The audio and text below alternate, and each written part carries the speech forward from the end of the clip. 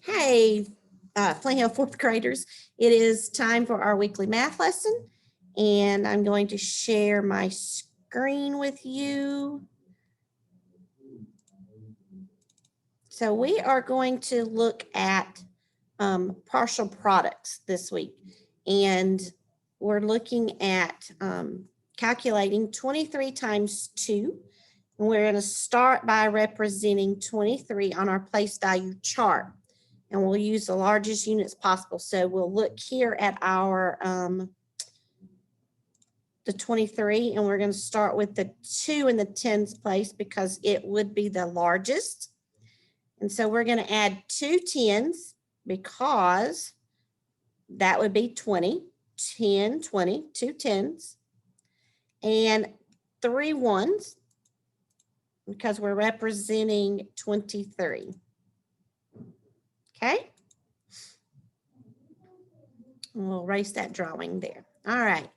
Now it says that we need to add rows to show 23 times 2. So now we're going to look at the 2 and we're going to go, well, we have 2 rows, 2.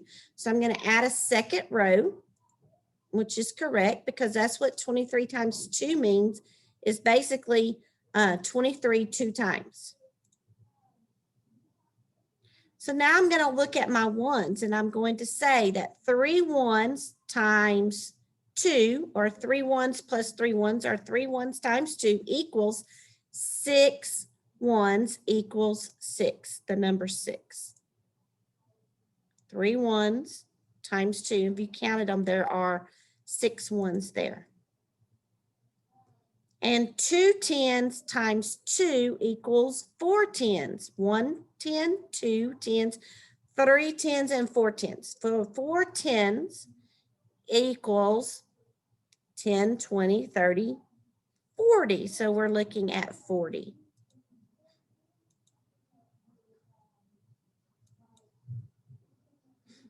So what's the value of the ones now? 3 ones times 2 is 6 ones. Great. Let's write 6 under our multiplication expression. What's the value of the tens? 2 tens times 2 is 4 tens, or 40. That's right. We write 40 to represent the value of the tens. These numbers represent 2 parts of our total product. They're called partial products. We can add the partial products to find the product.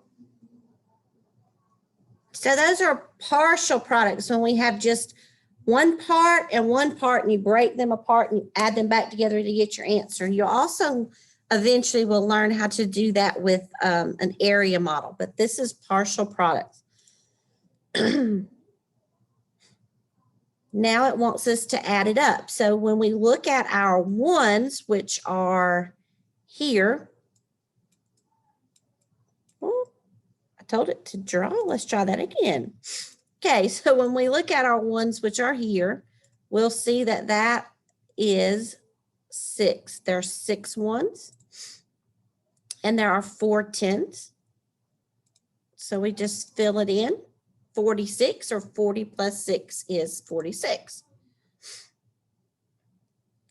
4 tens. So now I don't know. Let's see. Look at the place value chart to confirm what value is represented. So when we talk about value, it's how much something's worth. So 4 tens would be worth 40.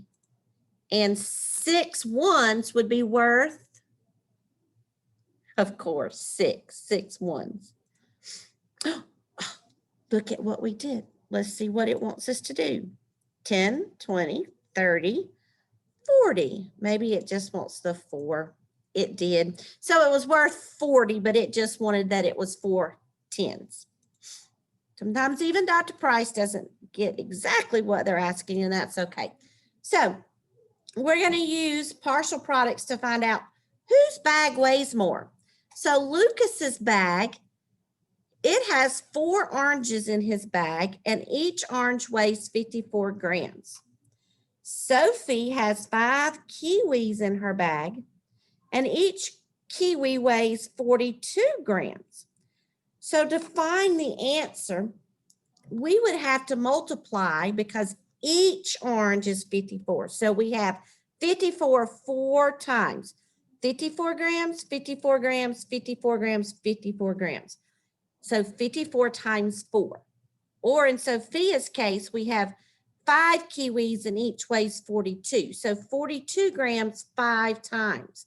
And we want to see which one weighs the most. So let's calculate the weight of Lucas's bag. First, we're going to represent the 54. So we're talking about the oranges. 54 on our place value chart using the largest unit. So we're going to look at the largest unit is 5 tens. 1, 2, 3, 4, 5. And 4 ones. 2, 3, 4. Now we're going to add rows to represent 4 times 54. So I want you to think about that for just a minute. How many rows will I need to add?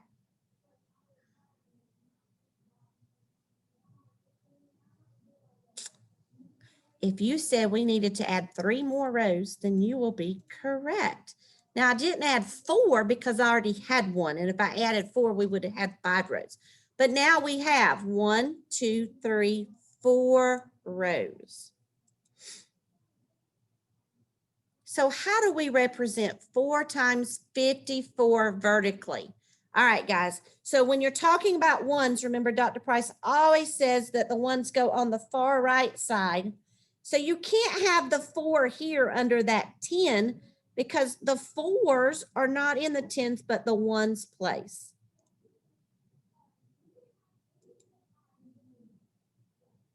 So now we're going to write our partial products.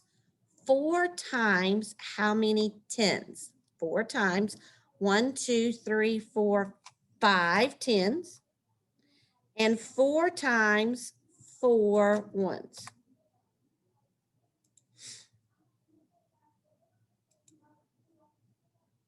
Now we're going to write the product for what 4 times 4 ones is. So here we have 4 times 4 ones. What is our product?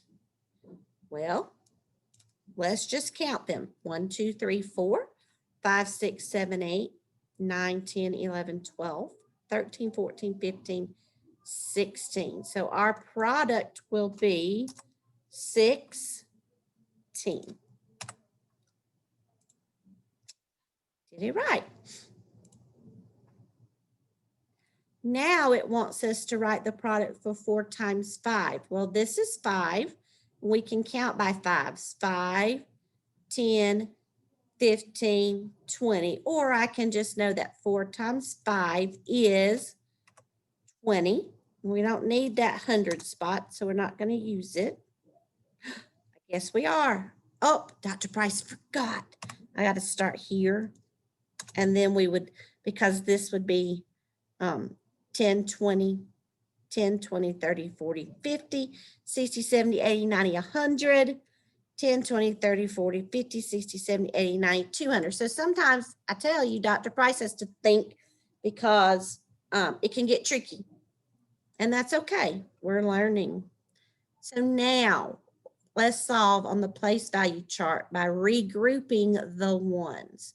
Okay, so we know that when we get to 10, 2, 3, 4, we have to regroup. So we're going to tick off, we call it ticking, tick, 8, 10 of them, and we're going to bundle them up and they become 1 extra 10. So now my ones are 1, 2, 3, 4, 5, and 6.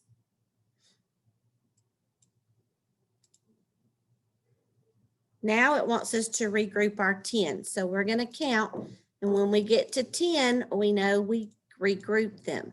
So here are 10 because we know those were 5s. And then we still can regroup, guys, because these are 10 more.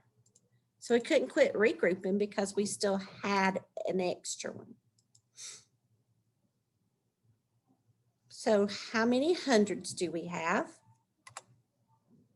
How many tens? And how many ones? So our partial product is 200, 110, and 6 ones, or 200 plus 16. Now we know that we have 200 and 16.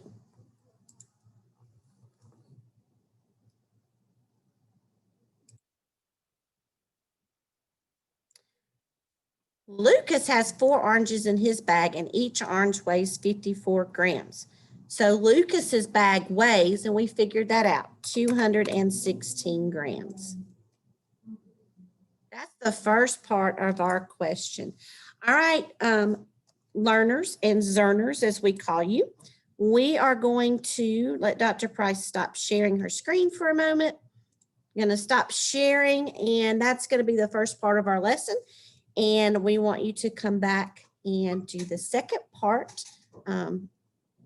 after you've watched the first one. So do the second part, and we'll find out the mystery of whose bag is heavier.